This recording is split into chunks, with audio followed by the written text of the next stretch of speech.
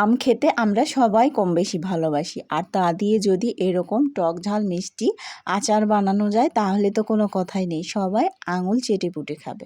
আসসালামু আলাইকুম everyone, welcome back to my page. আজকের পর্বে আমি আপনাদের সাথে শেয়ার করব কাঁচা আমের টক আচার। আশা করছি আজকের রেসিপিটি আপনাদের কাছে ভালো লাগবে।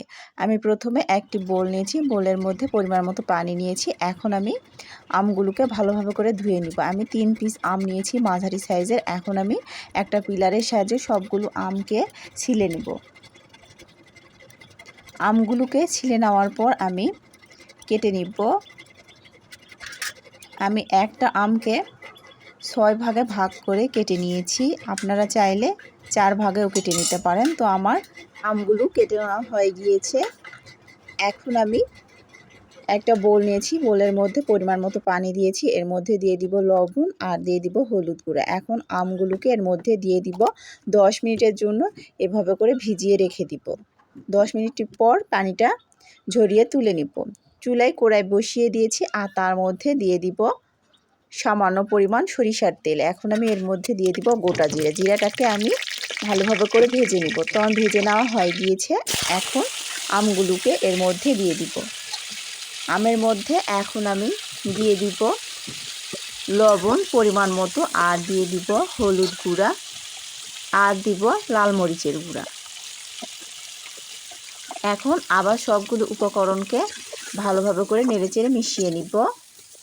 তো আমার মিশিয়ে নেওয়া হয়ে গিয়েছে। এখন এর মধ্যে পানি দিয়ে 10 মিনিটের জন্য রান্না করে নিব। 10 মিনিট হয়ে গিয়েছে, দেখতেই পাচ্ছেন আমগুলো প্রায় সিদ্ধ হয়ে গিয়েছে। আমগুলোকে ভালোভাবে করে সিদ্ধ করে নিতে হবে।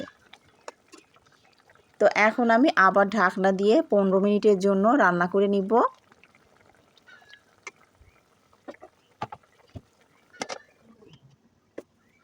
15 মিনিট হয়ে গিয়েছে, আমগুলো সিদ্ধ হয়ে গিয়েছে। এখন আমি এর মধ্যে দিয়ে দিব চিনি। আমার আমগুলো মিষ্টি ছিল, তাই আমি চিনির পরিমাণটা কম দিব, আর আপনারা আপনাদের আমের টক অনুযায়ী চিনিটা ব্যবহার করবেন।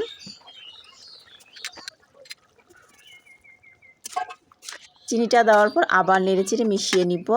এখন আমি এর মধ্যে দিয়ে দিব ধনা গুঁড়া।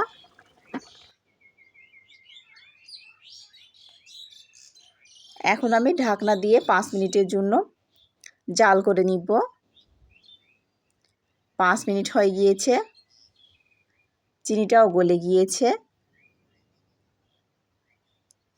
এখন আমি এই চিনির পানিটাকে ভালোভাবে করে শুকিয়ে নিব।